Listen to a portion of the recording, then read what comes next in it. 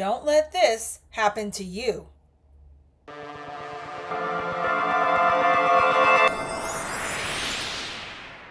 Friends don't let their friend's vacation get jacked by unhappy kids. And that's why we're here to help you follow these helpful tips so that your vacation will be the vacation of a lifetime that you've been dreaming of. Tip number 1 for families with school-age kids. Wait. And what about teens, toddlers, and babies? They're coming up after this. Know the height requirements for school-age kids. For example, in Magic Kingdom's Tomorrowland, the height requirement for Space Mountain is 44 inches. And at Big Thunder Mountain Railroad, it's 40 inches. And 48 inches at Tron Light Cycle Run. If you do bring kids smaller than the height requirement, Rider switch, or rider swap as it's also known, is awesome because now one adult can stay with the little kid and while the other adult, or adults plural, can go get in line to ride the ride, and then you can switch as you exit. You just have to approach one of the Disney cast members at the entrance of that attraction's line and let them know that you are interested in doing the rider switch program, and then they can add that validation or confirmation of rider switch in the My Disney Experience app. If you want to know more about how this process works, check the link in the description below, okay? This second tip is for families with teens. My teenager is always on their phone. But it's time to embrace the phones.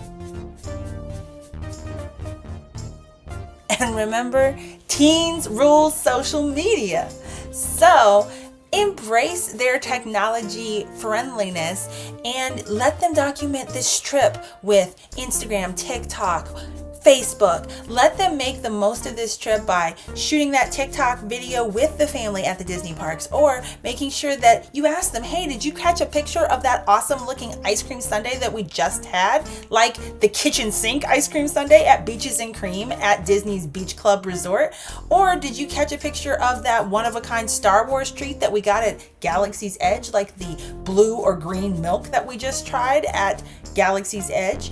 So again, make sure that they embrace their love of technology. Plus, one of the things I highly recommend is that with your permission, parents, your teen can look at the My Disney Experience app, which is completely free, of course, and you can download it on the Androids or the iPhones. And you look at that at home ahead of time with you, the parents and the teens together. It's a bonding thing for sure.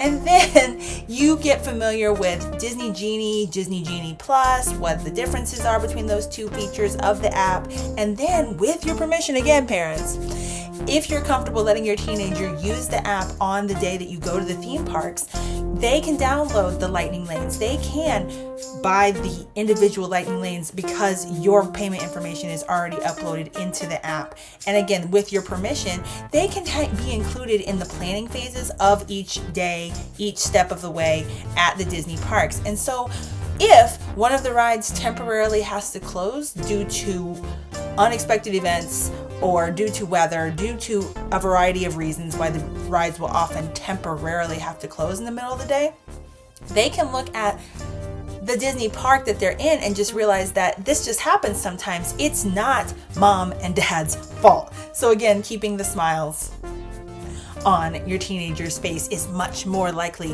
when they've been involved in the entire planning process using the app at the start of the day to the finish of the day. To keep those smiles on those faces, I think that we need to like this video, and I think that it might help if you subscribe so that you never miss any of the vacation tips that Let's Get Disneyfied is providing for you and your family to have the vacation that you've been waiting for. The final tip of this video is for toddlers and babies.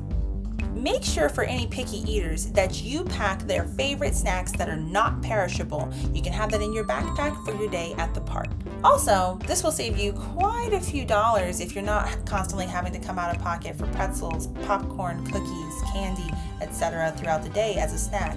So if you want to know some other tips on how you can do it all and save some dollars, check out our other video in our series called Doing It All Without Genie Plus. This one, yeah, this one. Luke, get that one right there. Check it out later. When you get those favorite snacks, by the way, let's say that you flew to Disney World and so you're like, where am I packing all this non-perishable food?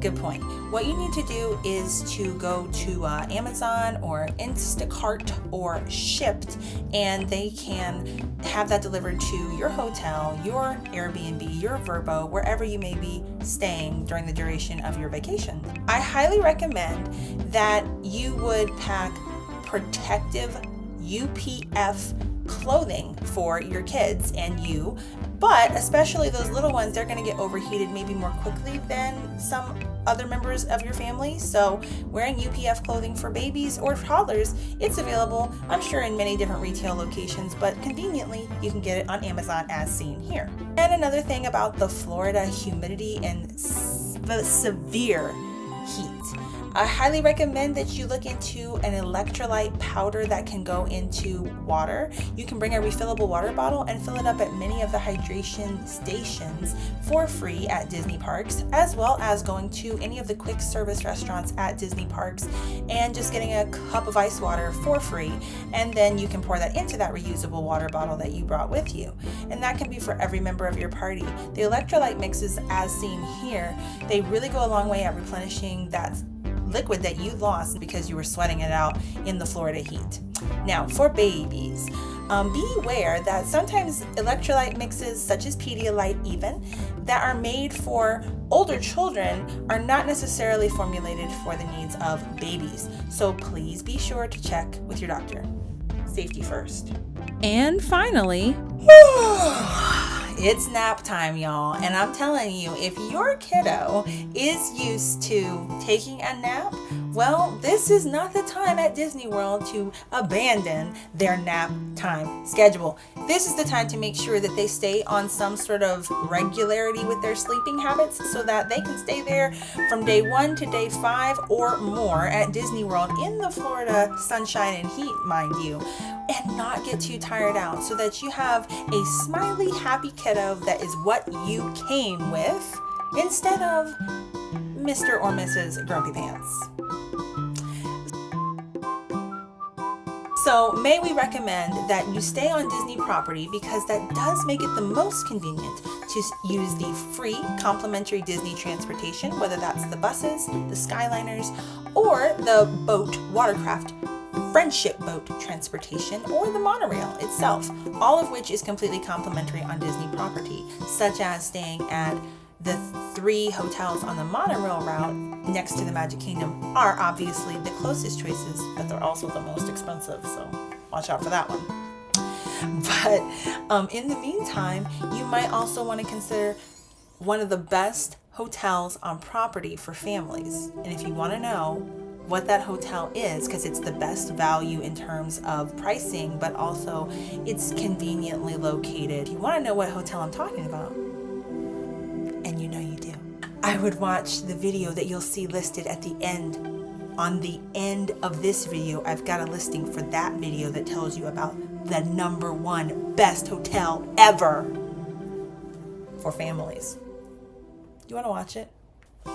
So, when you take that nap, that beautiful nap that you're going to need, I would say go to the hotel just knowing it's going to take a while for the Disney transportation to arrive at the theme park, especially if you're waiting on that Disney bus transportation. It may not pull up exactly at the moment that you're exiting the theme park in the afternoon to go take that nap. So just be prepared to wait a little bit at the line for the bus. There won't be likely a very long line, but you'll wait at that bus terminal or that bus pickup location outside of the theme park, and then it might take you anywhere between 10 to 15 to 20 minutes to get back to your hotel, and then once you get there, you'll walk obviously to your hotel room. The kiddo, unless they're super exhausted, probably won't go to sleep immediately. You know your own kids. 2 hours later, you let them nap for whatever duration is appropriate for them. And then once they wake up, you freshen up. You might need to get a snack. Something at the hotel might be appropriate. And then you go back to that bus station at the hotel. Then if it's, again, the Friendship boat or the Skyliner or the monorail, whatever type of transportation you're waiting on, you wait a little bit, then they pick you up and take you back to the theme park. How long did all of that take?